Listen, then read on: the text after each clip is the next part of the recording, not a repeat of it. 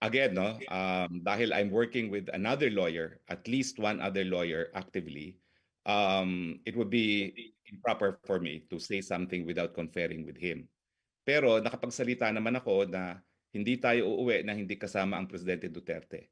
So let's just say that our prayers is that he will be released at the soonest time possible, and we will take all steps necessary para mapauwi siya sa lalong mabilis na panahon. Now, siguro naman I'm not in breach of confidentiality if I will tell you malinaw yung proseso sa Article 59 ng International Criminal Court Rome Statute at malinaw na hindi yan nasunod.